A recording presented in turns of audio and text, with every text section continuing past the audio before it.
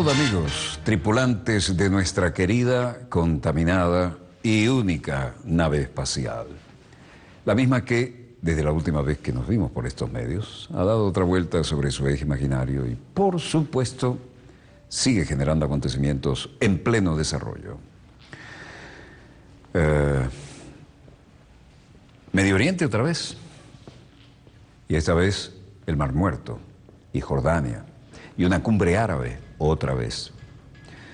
Sobre este particular, la muy fluida situación del Medio Oriente encaja con lo que vengo diciendo hace mucho tiempo. Aquí hay un plan descarado de modificar el mapa geopolítico del Medio Oriente. Y ese plan maestro, suman a él también todos esos grupos terroristas sospechosamente bien armados, sospechosamente bien dotados de grandes cantidades de dinero y que se mueven como Pedro por su casa en diferentes áreas que antes eran absolutamente prohibitivas, ¿no? Hay un plan para desestabilizar el mundo árabe. Desde luego, Bibi Netanyahu debe estar aplaudiendo y Washington también, porque es el viejo estilo, divide y reinarás, y mientras tanto, hablando de esto, Muro de los Lamentos, la tradición en el Muro de los Lamentos, estuvimos allí, es dejar mensajes escritos en las grietas entre los grandes paneles de piedra que lo conforman. Se dice que son los restos de aquel gran templo de Jerusalén. Y periódicamente, Gran Rabino va y los retira. Se supone que esos son los mensajes que llegan a nuestro Señor.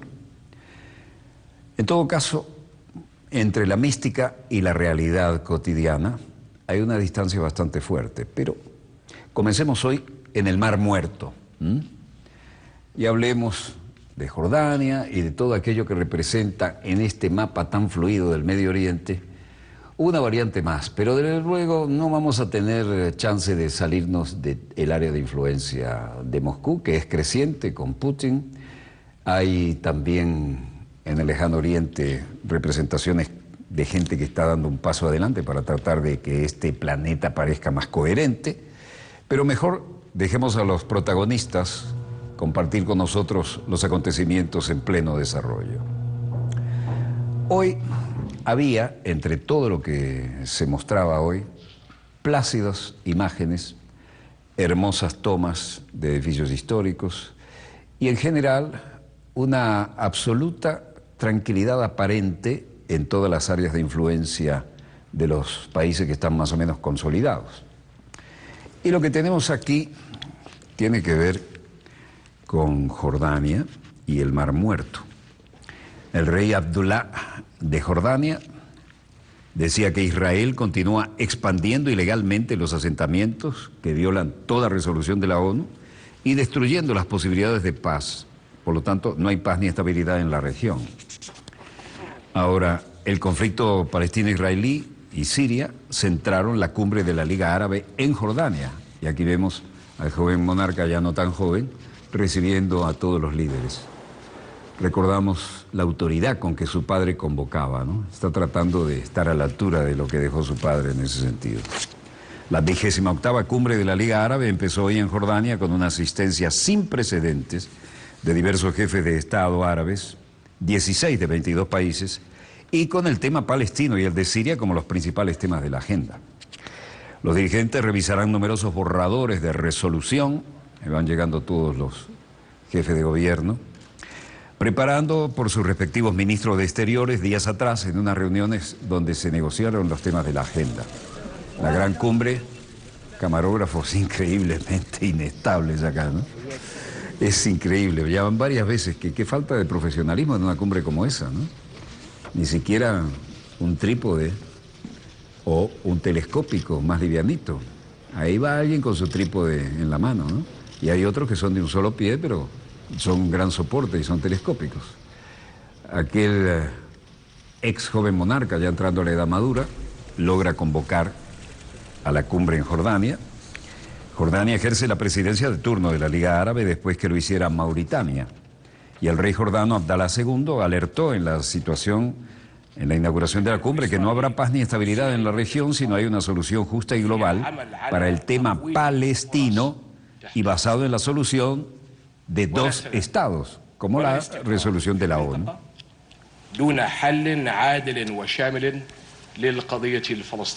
Israel continúa expandiendo ilegalmente los asentamientos, destruyendo las posibilidades de paz. No hay paz o estabilidad en la región si una solución justa y completa a la causa palestina, que es la causa central del Oriente Medio, y tiene que ser una solución de dos estados. El secretario general de la ONU, Antonio Guterres, hablaba.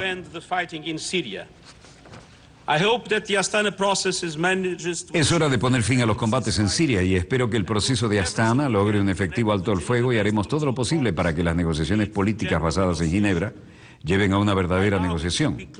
A todos los involucrados que mientras luchan contra el terrorismo, y esa lucha es esencial, cualquier éxito será efímero sin una solución política que permita al pueblo sirio decidir libremente también a él su propio destino.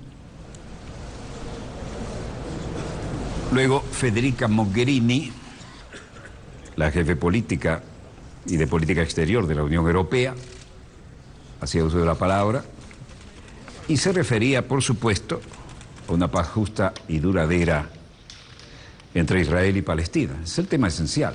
Ahí está Federica Mogherini. Una paz justa y duradera entre Israel y Palestina es una prioridad absoluta para la Unión Europea. Una solución pacífica de este conflicto, o incluso un progreso en esa dirección, podría establecer un nuevo paradigma de cooperación en la Unión Europea, incluyendo la seguridad, y creemos firmemente que la solución de dos estados sigue siendo la única manera realista de poner fin al conflicto ya y a todas las reclamaciones. Todos compartimos la responsabilidad de contribuir a la paz juntos. La Unión Europea seguirá haciendo su parte. Hoy, como lo hacemos todavía, 28. Mañana en el futuro, después de la salida del Reino Unido, seremos 27, con toda nuestra determinación y nuestra fuerza, como primeros donantes y actores humanitarios, como potencia diplomática, como proveedores de seguridad, como fuerza de paz y de desarrollo sostenible, y fuerzas de cooperación, pero respetuosas. As the first humanitarian donor and actor, as a diplomatic power, as a security provider, as a force for sustainable peace and development, a force for respectful cooperation. Bueno, y hablábamos del Mar Muerto y Siwaymeh en Jordania. La cumbre, los líderes reiteran en la cumbre árabe el apoyo a la creación necesaria e imprescindible, vean qué preciosidad de escenario, imprescindible la creación de un Estado palestino. Los líderes árabes reiteraron hoy su total apoyo a la creación del Estado palestino como solución al conflicto con Israel. Vieron la caída que tuvo acá este alto representante, ¿no? Ese escaloncito con el mismo color de alfombra engañó a más de uno. Según el comunicado oficial, los mandatarios de la Liga Árabe instaron también a todos los países del mundo a que se abstengan de cambiar sus embajadas de Israel a Jerusalén. Nada de eso. Así, no sigan los pasos de Trump. Y el representante palestino Mahmoud Abbas, representante mauritano palestino, decía: la paz integral y duradera es una opción árabe estratégica incorporada por la Iniciativa de Paz Árabe, que fue adoptada por todas las naciones árabes en la cumbre de Beirut ya en 2002. Fue respaldada por el Consejo de Cooperación Islámico, y la mejor oportunidad de alcanzar una reconciliación histórica es basada en la retirada de Israel de todas las tierras palestinas y sirias ocupadas en la línea del 4 de julio de 1967. El acuerdo también asegura todas las cuestiones relativas al estatuto definitivo, a la vanguardia del tema de los refugiados, seguridad, aceptación de paz a Israel con todas las naciones árabes. Afirmamos nuestra negativa a los movimientos israelíes unilaterales que pretenden cambiar el status quo y que restrinjan la solución de los dos estados. Incluimos a la comunidad internacional que implemente soluciones internacionales legales, siendo la más reciente la resolución 2343, implementada en 2016, que condena los asentamientos ilegales de Israel y la confiscación ilegal de tierra por parte de Israel. Son tierras palestinas. El ministro de Jordania, Ayman Safadi, también declaraba: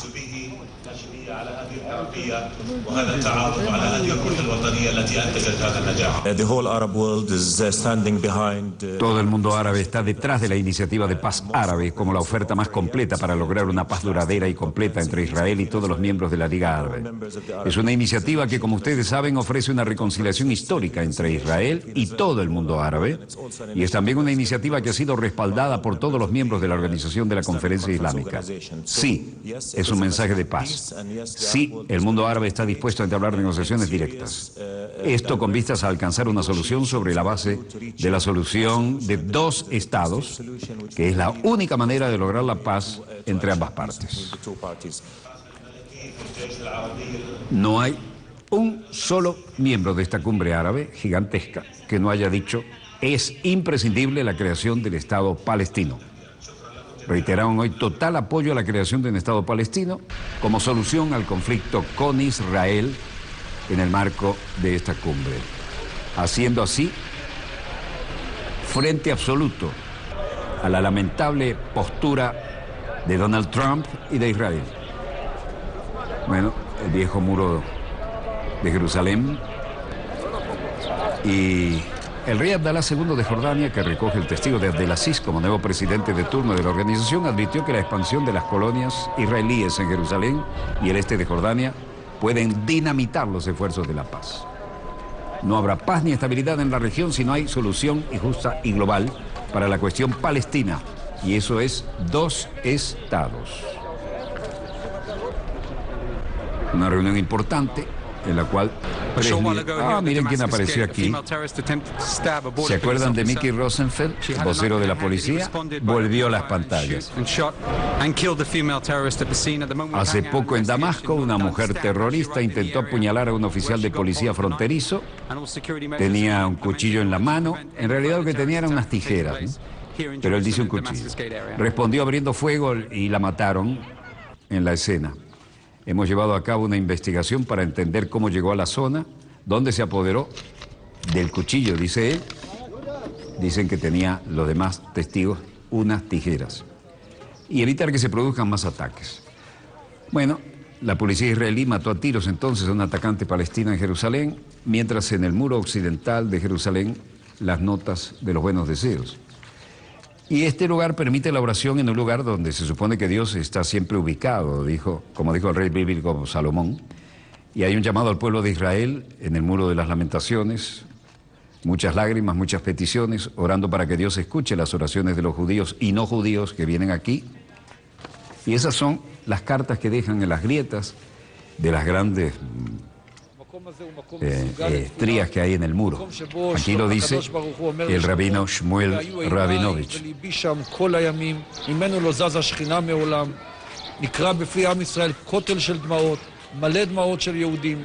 Periódicamente el rabino elimina estas notas del muro de las lamentaciones. Samuel Rabinovich, el rabino del muro occidental, dirigió el equipo con largos palos de madera y bolsas de plástico para recoger miles de notas de papel ocultas en las grietas del antiguo sitio de la ciudad. Decenas de bolsas llenas de notas serán enterradas en el Monte de los Olivos con vista al Muro de las Lamentaciones. Aquí es donde se congregan todos y van dejando allí los mensajes. Mientras tanto, en la Santa Sede, en el Vaticano, audiencia general. Y el Papa dijo hoy, Urbi et Orbi: pedimos protección urgente para los civiles en Irak. El Papa reclamó medidas urgentes para proteger a los civiles en Irak.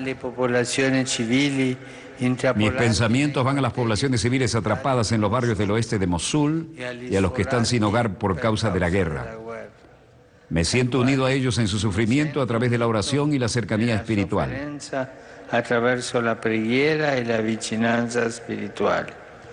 Expreso mi profundo dolor por las víctimas de este sangriento conflicto y renuevo el llamamiento a todas las partes para que se comprometan con la protección de los civiles, lo cual es una obligación imperiosa y urgente.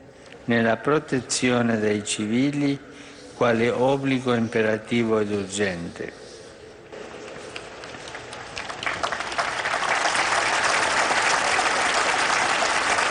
Francisco dijo estar especialmente preocupado por los iraquíes atrapados por los recientes combates para arrebatar Mosul a los milicianos del grupo extremista Estado Islámico. Filius et Spiritus Sancti. Bendición papal, Urbi et Orbi.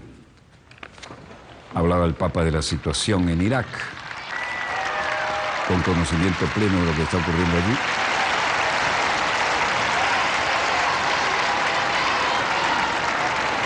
Saludó además a un grupo interconfesional de iraquíes que acudieron a la Plaza de San Pedro, instándoles a que ayuden a Irak a que encuentre la reconciliación entre distintos grupos étnicos y religiosos. Mosul, Irak. Hay bombas de calibre 120, 82, 60. También hicieron carros bombas suicidas aquí. Aquí son hechos como en casa. ¿Quién lo dice? Fuerzas iraquíes combaten para liberar a Mosul del Estado Islámico y esto es lo que han encontrado. Otro, el coronel Abdulamir, de la primera brigada de la División de Respuesta de Emergencias en Irak, dice: se puede ver la mezquita, el minarete, estamos bastante cerca de la mezquita, podemos liberarla en un día o más, pero tenemos mucho miedo porque está llena de civiles y no queremos causar más bajas innecesarias. Just down the road. Ahí está la torre de la mezquita a la que hacía referencia. Dice, tememos ir a liberarla porque puede estar llena de civiles que normalmente toman los templos como refugio. Y luego Ahmad Abu Mahdad, un soldado de la División de Respuesta de Emergencia de Irak, dijo: la situación es muy buena, como se puede ver. Ahora estamos avanzando bien. Mayor Hussein, también de la División de Respuesta Rápida. Vean esas caídas de explosivos. Nuestra misión es liberar esta área y lo hicimos esta mañana. Ahí está, otra tremenda bomba lanzada desde el helicóptero. Ahora estamos todos solos en nuestro barrio, la ciudad está completamente destruida, decía Sami Abu Ahmed, un residente de Mosul para quien la vida se ve de otro color.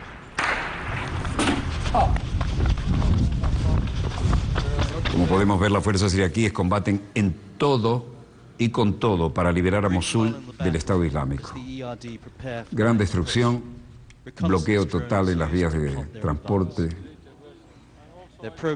Y las fuerzas iraquíes están luchando con todo para arrebatar el control de la ciudad de Mosul a los militantes del Estado Islámico, luego de que el primer ministro de Irak, Haider al-Abadi, anunció el inicio de esta muy esperada ofensiva.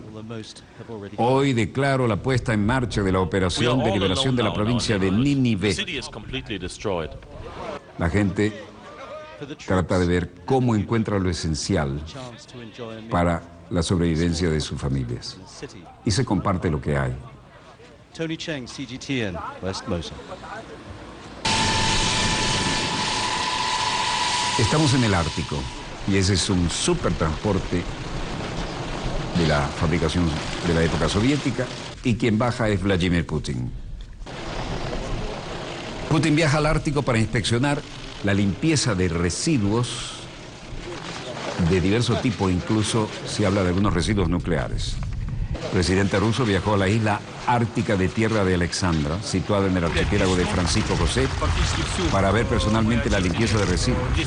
Presidirá el jueves el foro ártico al que asistirán los presidentes de Finlandia e Islandia y se desplazó al archipiélago que integran casi 200 islas que ocupan más de 16.000 kilómetros cuadrados, entre grandes amenazas de tormenta y más temperaturas de 20 a 30 grados bajo cero. Difícil volar en esas condiciones, pero se hace. Tiene previsto conversar con los científicos que trabajan en la zona y también con los empleados del Parque Natural Ártico Ruso, que fue inaugurado hace 8 años en Nueva Zembla, considerado el mayor vertedero nuclear del planeta, de acuerdo a las denuncias de Greenpeace. Bueno, ataque con granada, como vimos en el techo, a un consulado polaco en Ucrania. Esto es Lutsk. Servicio de Seguridad de Ucrania, Oleksandr Ikashuk, operando aquí en el ataque con granada contra el consulado en Lutsk. Por supuesto, hablamos del consulado polaco. Digo, la teoría principal es que las investigaciones están en desarrollo. A todas luces esto fue un acto de terrorismo y seguimos trabajando. Mientras esto ocurría allí, el presidente de Polonia dice, este es el oficial de Investigó, ¿no? Y confirma lo que les adelantábamos. La teoría principal es que los investigadores están trabajando actualmente con la hipótesis de que fue un acto de terrorismo y no un accidente. Presidente de Polonia, el ataque al consulado polaco en Ucrania exige una firme intervención. Hubo disparos de un mortero y los daños provocados en el edificio. Afortunadamente no hubo víctimas. David Cameron está en Kiev, Ucrania, y dice, creo que vale la pena entender que Gran Bretaña siempre fue incierta, de hecho, en cuanto a la unión política más profunda y más integrada con la Europa. Ustedes saben, miramos la bandera europea y pensamos, bueno, realmente no nos gusta la bandera europea, tenemos nuestra propia bandera. Miramos al Parlamento Europeo y no nos gustaba mucho el Parlamento Europeo. Tenemos nuestro propio Parlamento, del cual estamos orgullosos. Y miren, dije, la campaña para quedarme no me gustó. La bandera y el Parlamento Europeo quedó allá. Siempre estábamos inseguros acerca de esos elementos de la unión política.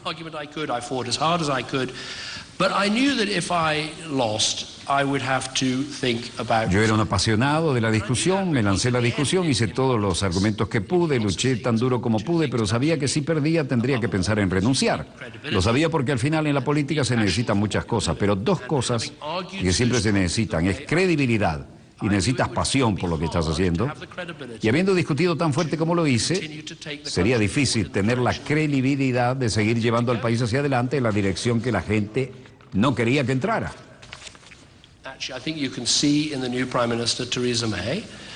En realidad creo que se puede ver al nuevo primer ministro Theresa May, alguien que cree mucho en lo que está haciendo un trabajo excelente, está llevando el país hacia adelante. Creo que va a entregar lo que esperamos de ella, estar fuera de la Unión Europea, trabajar muy cerca con nuestros amigos y nuestros aliados.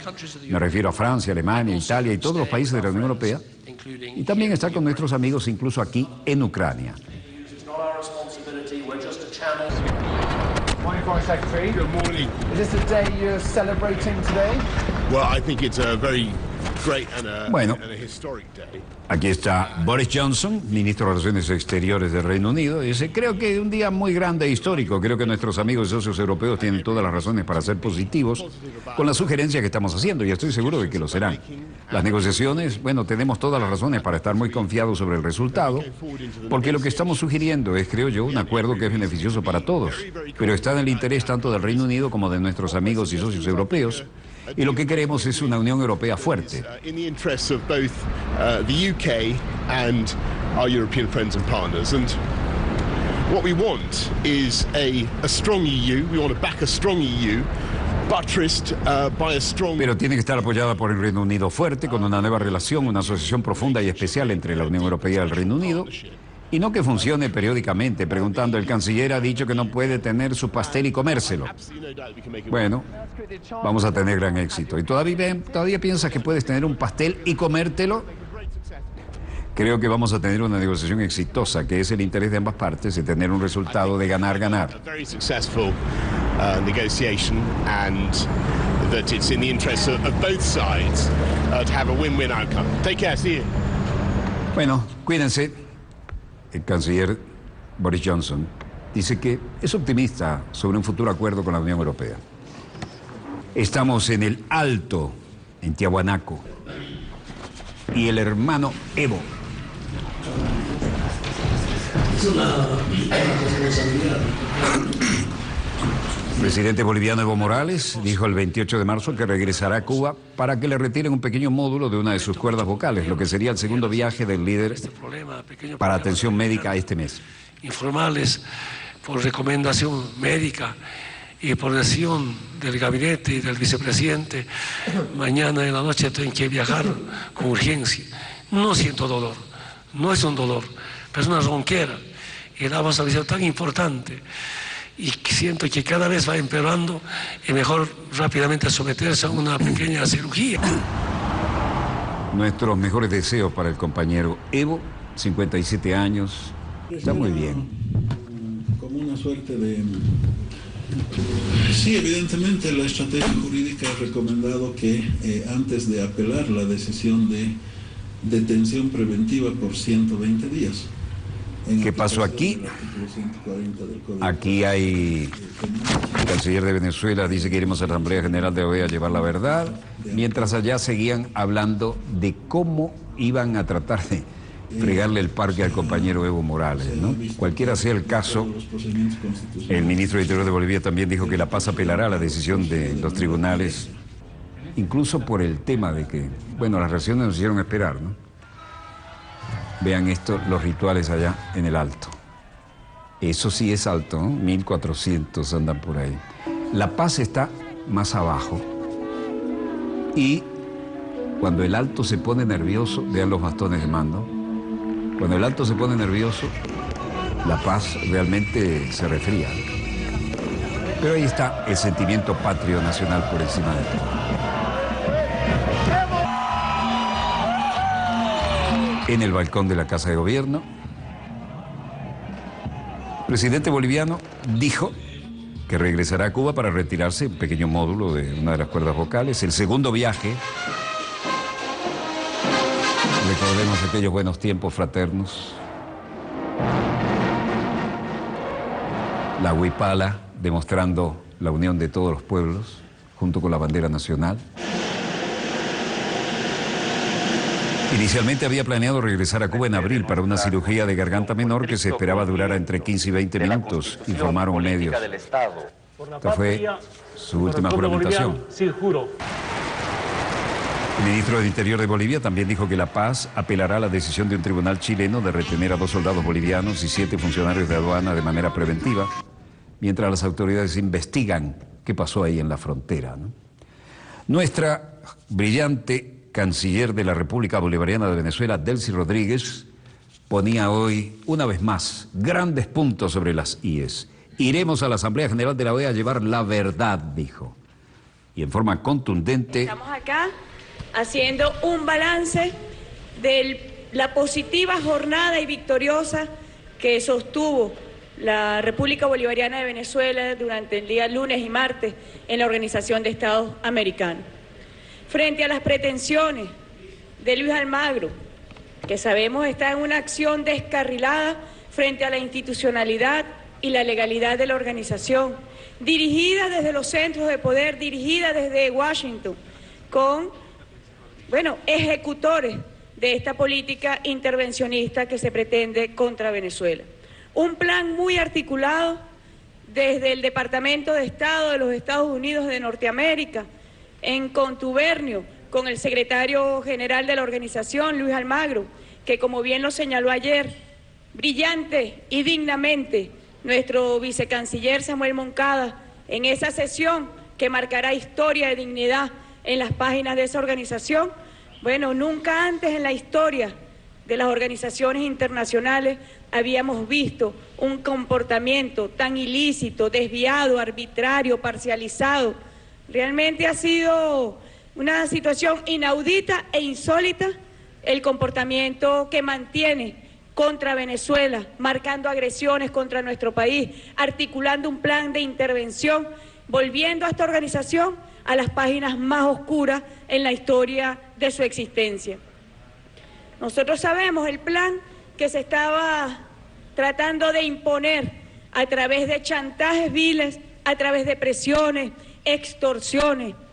Vimos 2 congresistas de los Estados Unidos de Norteamérica amenazar groseramente, vulgarmente, bárbaramente a países miembros de esta organización, países hermanos, hay que decirlo, y nuestro reconocimiento infinito por la posición digna que, a pesar de estar sometido al chantaje vulgar del imperio más poderoso que ha conocido la humanidad, se mantuvieron de pie, con la frente en alto, con la moral al frente, defendiendo la dignidad de sus países y defendiendo también la soberanía y la independencia de la patria grande.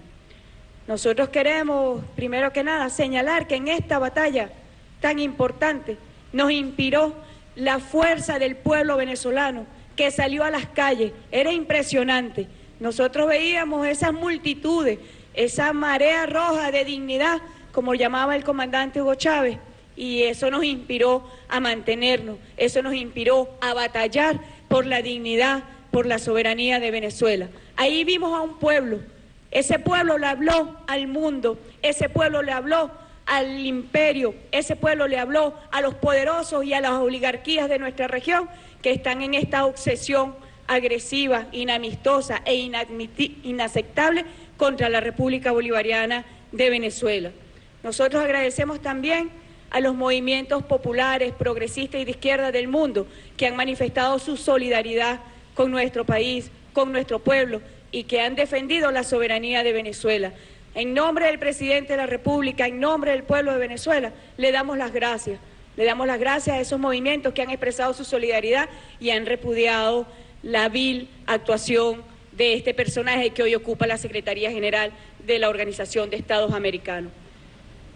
Repudiamos, pero categóricamente, con mucha fuerza, como ya lo dije, las amenazas que desde los centros de poder estadounidenses se han desplegado contra países dignos de nuestra región. Nosotros ayer invocamos, además del artículo 1 de la Carta de la OEA, invocamos el artículo 20 de la Carta de esta organización que expresamente prohíbe el ejercicio de coerción de un país miembro sobre otro para obtener ventajas, para obtener decisiones. Sabemos que las fuerzas que se desplegaron contrarias a la legalidad, contrarias a la institucionalidad, contrarias a la integridad de los países, fue brutal. Lo sabemos, porque sabíamos de llamadas, sabíamos de presiones, sabíamos de chantaje y lo rechazamos. Y entre otras cosas, la ilegalidad de la convocatoria que se realizó ayer, porque es intrusiva, injerencista en la jurisdicción de un país miembro como es Venezuela. Además de eso, se estaba haciendo en el marco de una operación de chantaje y presión sin precedentes. Por eso la jornada de ayer marcó una victoria para la diplomacia bolivariana de paz, también lo digo, sin precedentes. Dimos una batalla, defendimos a la patria, defendimos a la nación, dirigidos por el jefe de Estado, dirigidos por el presidente de la República, Nicolás Maduro Moro. Por otro lado, también queremos agradecer a esos países que se mantuvieron de pie, que no se doblegaron ante las espantosas y brutales presiones y chantajes que desde Washington se imponían. La acción que desplegó el Departamento de Estado para presionar y chantajear a los países, debe saberse, fue brutal. Lo que se vio públicamente fue apenas, digamos que, la forma más tímida de chantaje que sabemos que en privado se llevó a cabo de forma grotesca. Nosotros queremos agradecer a los países que mantienen una posición respetuosa de la soberanía de Venezuela, que mantienen una posición respetuosa de la autodeterminación del pueblo de Venezuela, que mantienen una posición respetuosa de la jurisdicción interna de nuestro país. Estamos hablando en un lenguaje del derecho internacional, estamos hablando en el lenguaje de las normas y principios que debe inspirar a la comunidad internacional en sus relaciones entre países. Estamos hablando del marco regulatorio que regula justamente la actuación de los gobiernos en el ámbito internacional y que ha sido vulnerado y violentado por un grupo de gobiernos minoritarios de nuestra región, tal como se expresó el día de ayer. Ya lo habíamos anunciado en la sesión del año pasado. No está aplicada o activada ninguna carta democrática contra Venezuela. Y el día de ayer, para que lo sepan, y lo repetimos y lo seguiremos repitiendo, esas pretensiones de la oligarquía venezolana, de la ultraderecha venezolana, actuando como cipaya de los centros de poder estadounidenses y de los centros imperiales del mundo, no fueron acogidas, fueron derrotadas. Y por eso el presidente de la República ha dicho, ha sido una victoria contundente de la diplomacia bolivariana de paz. El jefe de Estado ayer llamó a un debate nacional e internacional sobre la utilidad de la Organización de Estados Americanos para el desarrollo de nuestros pueblos, para la garantía de paz de nuestros pueblos, para la garantía de estabilidad. Es un debate que está abierto y nosotros lo llevaremos a cada rincón de nuestro país y lo llevaremos también a todos los ámbitos regionales. Que se dé un debate. Nosotros lo expusimos ampliamente en la organización. La OEA fue creada en 1948. y desde entonces no ha podido mostrar un balance positivo de cuál ha sido su participación en cooperación, en diálogo genuino con los países de la región. Apenas con Petrocaribe, que fue creada hace 11 años, o con el ALBA, o con la CELAC, nosotros tenemos resultados concretos de cómo debe ser la relación entre los países, en la construcción de la cooperación, en el forjamiento de la unión de la patria grande latinoamericana y caribeña. El expediente que muestra la OEA es un expediente de vergüenza, de apoyo a golpes de Estado, de respaldo a invasiones militares a países de nuestra región por parte de la potencia militar más salvaje que ha conocido la humanidad. Nosotros sabemos también que la OEA hace silencio cómplice de las violaciones masivas a los derechos humanos que se dan en nuestra región. Podríamos tener aquí una lista inmensa, inagotable, de las violaciones flagrantes al sistema interamericano, al sistema internacional en materia de derechos humanos, donde la Organización de Estados Americanos ha mantenido sencillamente un silencio. En el caso de Venezuela ha sido grosero su silencio frente al decreto del expresidente Barack Obama, considerando a Venezuela una amenaza a la seguridad de los Estados Unidos y a su política exterior. Ni hablar de su participación durante el golpe de Estado en el año 2002, y yo me refiero a su inacción. Es una vergüenza. Cuando comparamos lo que ha hecho la OEA con lo que ha hecho los mecanismos de integración, de unión, creados por nuestros gigantes, el comandante Hugo Chávez, el comandante Fidel Castro, el comandante Daniel Ortega, el presidente Rafael Correa, el gran jefe del sur, Evo Morales y otros gigantes de nuestra región, nosotros podemos decir, y es por eso que el presidente ha llamado al debate, podemos preguntarnos, ¿qué sirve, para qué sirve la Organización de los Estados Americanos a los efectos del desarrollo de nuestros países, a los efectos del derecho a la paz, a los efectos del derecho al futuro, a los efectos del derecho al desarrollo de los pueblos? Y ese es un debate que tiene absoluta pertinencia a los efectos de lo que hoy estamos viendo está ocurriendo contra Venezuela. Y nos referíamos a la ambientación en el año 1962, cuando Cuba fue excluida, como lo llamó el comandante Fidel Castro, por un cónclave inmoral. Bueno, ayer vimos una expresión minoritaria de ese cónclave inmoral, pretendiendo revivir esa historia trágica, terrible y oscura que ha marcado la acción de la Organización de los Estados Americanos. Es un instrumento diplomático al servicio de los Estados Unidos. Son empleados de las directrices intervencionistas del Departamento de Estado. Es una realidad y lo hemos demostrado. Y quien hace las veces de secretario general de esta organización no es más que un ejecutor, un brazo ejecutor, conjuntamente con otros gobiernos de la región, para ejecutar el plan de intervención contra nuestro país. Se impuso la sensatez de los países respetuosos de la legalidad, respetuosos del derecho internacional, pero también profundamente conscientes de que lo que está ocurriendo en Venezuela no es menos grave de lo que puede estar ocurriendo en otro de los países de nuestra región. Y esto lo digo con absoluta responsabilidad. Nosotros aquí podríamos traer muchas escenas de violaciones a los derechos humanos. Nosotros aquí podríamos referir golpes de Estado recientes, muy recientes, como diríamos, un pan recién salido del horno. ¿Y qué ha hecho la Organización de los Estados Americanos?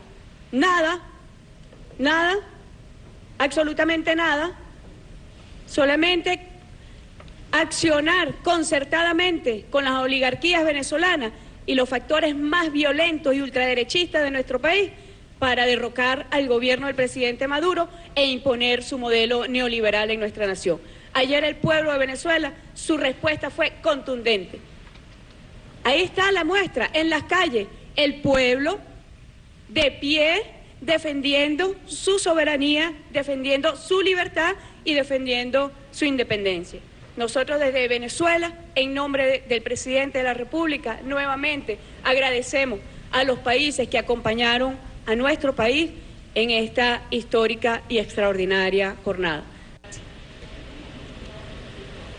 La votación de los 20 reflejó que hay países genuinamente interesados en apoyar y respaldar el proceso de diálogo en Venezuela, a los cuales agradecemos sinceramente, pero hay un grupo de países, como he dicho, un grupo de gobiernos de nuestra región, que como ustedes bien saben, marcado por su posición política e ideológica, agreden a Venezuela. Son países enmascarados en sus intenciones, son países enmascarados en sus preocupaciones. Están preocupados por Venezuela, pero nosotros tendríamos razones y la región tendría millones de veces más razones para estar preocupados por las realidades internas de esos países que hoy pretenden juzgar y acusar a Venezuela para que sea sancionada, que lo que realmente nosotros sabemos está ocurriendo en Venezuela. Pero luego tú me refieres que la activación de la Carta Democrática, eso no ha ocurrido, no se ha aplicado la Carta Democrática. En las dos sesiones que se ha pretendido, la conclusión formal en acta es, se toma nota del debate. No está aplicándose ninguna Carta Democrática, ni se ha activado ninguna Carta Democrática. Lo que se diga en los pasillos, lo que se diga en los medios de comunicación es distinto, pero a los efectos del proceso y de los procedimientos contemplados en la Carta, inclusive para su aplicación o activación, no está prevista y te repito, no está en marcha ninguna Carta Democrática. Se tomó nota del debate.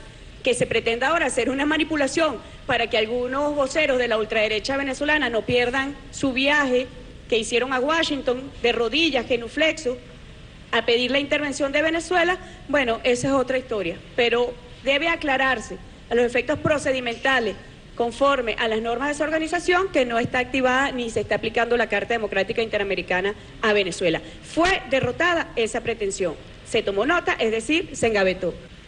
Fíjese, nuevamente la manipulación. El año pasado, en el mes de junio, se realizó un consejo permanente que Venezuela protestó, sin duda alguna. El consejo permanente se refería a la lectura, óigase bien, la lectura del informe infame, lleno de mentiras, lleno de desmanes, al adefesio presentado por el secretario Luis Almagro contra Venezuela. Al final de la sesión, donde la mayoría de los países rechazaron ese informe, rechazaron cualquier tipo de sanción contra Venezuela, al final lo que constó en acta es que se tomó nota. No procede, nunca ha estado activada, nunca se ha aplicado.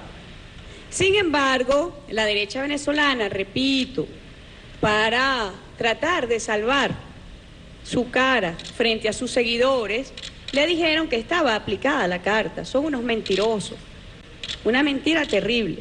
Igualmente ocurrió ayer. Si usted escucha las intervenciones de los 20 países que votaron porque se diera el Consejo Permanente, porque algunos tenían una preocupación genuina, honesta sobre nuestro país y otros tenían una preocupación enmascarada, intervencionista sobre nuestro país, bueno, quedó muy claro que no eran los 20 países que apoyaban el plan de intervención a Venezuela. Y nuevamente se tomó nota de ese debate, pero ese debate también incluyó mayoritarios apoyos y solidaridad al pueblo de Venezuela, al gobierno de Venezuela y a Venezuela. Se rechazaba el plan de intervención contra Venezuela. Este grupo minoritario de gobiernos que en los pasillos sacan comunicados, no dentro de los mecanismos de la OEA, porque no tienen los votos suficientes, mayoritarios, para aplicar o activar cualquier tipo de sanción contra nuestro país o que se legitime el plan de intervención de nuestro país, bueno, fueron derrotados. Por eso no tenemos duda en decir que fue una jornada victoriosa. Yo también quiero señalar algo. La jornada de ayer, fíjese, durante mucho tiempo este grupo minoritario de gobierno hizo acusaciones muy graves contra Venezuela, que ameritan, como en efecto se va a proceder, sendas notas de protesta por las posiciones que allí se fijaron. Pero cuando le tocó hablar al vicecanciller Moncada, no para mentir, cuando le tocó hablar para referirse a hechos históricos, porque además es un profesor, es un historiador, es un doctor en historia, para referir la verdad y la realidad sobre muchos de esos países, bueno, se indignaron, no les gusta escuchar la verdad. Y por eso es que la diplomacia bolivariana les molesta, porque es una diplomacia que dice la verdad. Así nos enseñó el comandante Hugo Chávez, y así también lo mantiene el presidente Nicolás Maduro, que fue un extraordinario diplomático venezolano durante casi 7 años. Y nos enseñó cómo ejercer la diplomacia. ¿Y cómo se ejerce la diplomacia? con verdad, con dignidad. Porque nosotros ayer defendimos principios, empezando por el artículo 1 de la Carta de la Organización de Estados Americanos, donde se prohíbe, dice, no existe concepto alguno que justifique la intervención en los asuntos de una jurisdicción interna de un país miembro. Lo prohíbe expresamente, es un principio fundacional de la organización, que por lo visto ha estado más en el tinte, en el papel, que en la realidad. Y ayer Venezuela ejerció defensa de sus principios, pero no solamente ejercimos defensa de los principios, porque por lo visto estos sectores de la derecha, como no les gusta que les digan la verdad, porque hay realidades, ni siquiera las está inventando Venezuela, hay realidades sobre quién es el principal productor de drogas que hay en el planeta, lo dicen agencias internacionales, no lo dice Venezuela. Hay realidades sobre quién es la fosa común más grande que hay en nuestro continente, no lo dice Venezuela.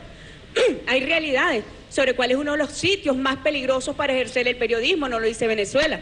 Hay realidades sobre países que mantienen el 80% de desnutrición infantil a sus niños y niñas, no lo dice Venezuela, lo dicen las agencias internacionales. Ustedes busquen a qué países se refieren. Hay realidades sobre centenares de líderes campesinos, líderes de organizaciones de movimientos populares que han sido asesinados apenas en meses. Bueno, esas realidades están allí, pero no les gusta que se las digan porque se ofenden. Los supuestos defensores de la democracia y la libertad de expresión se ofenden cuando Venezuela trató de decir la verdad, nada más ni nada menos. No inventamos, no acudimos a fuentes, digamos, poco rigurosas, que lo que dan es risa, como las que usa el secretario Almagro. Fuentes genuinas, fuentes científicas, dirían los académicos, fuentes científicas. Y con esa fuente fuimos a llevar la verdad de nuestro país. Y eso no les agrada, y entonces trataron de no dejar hablar al representante de Venezuela, los defensores de la democracia y la libertad de expresión. Es un poco irónico, ¿no? Pero así es la derecha, no solamente en Venezuela es así, que lo sabemos que lo son. Mentirosos, irrespetuosos, lo son como son ellos todos, su misma clase, bueno, así son en la región, igualito. Pretendieron no dejar hablar a nuestro representante y nuestro representante, mira, tomó esto, ¿ves? Nuestro representante reflejó esto, la fuerza del pueblo de Venezuela, defendiendo su dignidad, defendiendo su independencia y defendiendo su soberanía del país. A la Asamblea General de México nosotros iremos, como fuimos el año pasado, a República Dominicana, a llevar la verdad y vamos a promover acciones que en los próximos días daremos a conocer. Disculpen que sé que otros periodistas anteriores se han referido a las acciones diplomáticas. En lo inmediato, nosotros atenderemos una resolución que alcanzamos y logramos en una victoria diplomática del año pasado en la Asamblea de Cancilleres en República Dominicana, que nos pide continuar la evaluación sobre el apego del secretario general Luis Almagro a las normas de la OEA y a las normas que rigen su actuación como secretario general. El año pasado, muchos de los cancilleres, y por eso se aprobó esa resolución, manifestaron su profunda preocupación por los desmanes de Almagro contra Venezuela. Lo hemos demostrado. Tiene una obsesión agresiva, pero su obsesión en realidad, más que ser contra Venezuela, es una obsesión por cumplir las órdenes que le dan sus amos imperiales. Él está obsesionado, tiene que cumplirlo, porque si no, bueno, quién sabe qué le van a hacer. ¿Quién sabe qué le van a hacer si él no cumple esta instrucción contra Venezuela? Allí nosotros vamos a tener unas acciones concretas que, repito nuevamente, para los que están interesados cuáles son las próximas acciones diplomáticas, las daremos a conocer en los próximos días, pero ya nos estamos preparando al respecto. Sabemos que este grupo minoritario de gobierno que no respetan la jurisdicción ni la soberanía de otros países, violentando el derecho internacional, bueno, sabemos que ellos intentarán nuevamente, pero se impondrá la verdad. No hay forma. Además que, repito, hay que tener catadura, siendo quienes son, para pararse al frente de Venezuela. La inmoralidad los rige, la hipocresía los rige. Nosotros llamamos, fíjate, lo decimos sinceramente, llamamos a la reflexión a estos países, llamamos a la rectificación. Y por eso era importante que en la jornada de ayer se les dijera la verdad. Deben rectificar por el bien de sus pueblos, por el bien de sus países, por el devenir incluso de sus gobiernos, deben rectificar, pero también porque le hacen un mal servicio a la región. No es lo que corresponde. Si nosotros queremos de verdad trabajar por una América Latina y el Caribe unido, o queremos trabajar al servicio del país más poderoso, del país hegemón de nuestra región. Y eso nos remite a tu última pregunta, Madeleine, cuando preguntabas por qué habrán rechazado El Salvador, Haití, República Dominicana, y yo te digo que la respuesta es muy sencilla. Nuestra América Latina y el Caribe no es la misma de 1962, ni de los 50, ni de los 70. Nuestra región ha cambiado.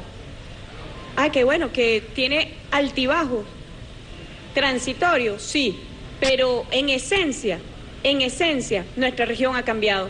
Y la respuesta inmediata es que existe algo que se llama dignidad, que para quienes desde el imperio pretenden imponer a su vieja usanza el chantaje, la presión y las amenazas, bueno, hay una América Latina y caribeña que le dice, no, eso ya no funciona acá. La intervención ayer de Haití es digna de nuestra admiración, de nuestro agradecimiento más profundo, porque conocemos de las vulnerabilidades que atraviesa este hermano país, donde Venezuela solamente ha llegado con cooperación y profunda amistad y hermandad. La intervención de República Dominicana es digna de nuestra admiración y agradecimiento también, sobre todo porque República Dominicana, como bien lo saben, vivió una invasión estadounidense con complicidad de la OEA. Y apenas el año pasado se aprobó en esa Asamblea General de República Dominicana, se aprobó el reconocimiento al error que se había cometido con República Dominicana. ¿Y qué dijo República Dominicana ayer? La solución a los problemas que tuvo mi país en esa época fue una solución completamente errónea. ¿Cuál fue la solución? La invasión. Bueno, eso es lo que nosotros mantenemos permanentemente. Venezuela no va a ser un error imperial. No lo va a hacer, el pueblo de Venezuela no lo va a permitir y los pueblos de la Patria Grande tampoco lo van a permitir. Muchas gracias, compañero. Bueno, yo me siento como ciudadano de la República Bolivariana de Venezuela orgulloso de la joven canciller que tenemos. Está más que a la altura de las circunstancias y desde luego no hay nada que agregar aquí.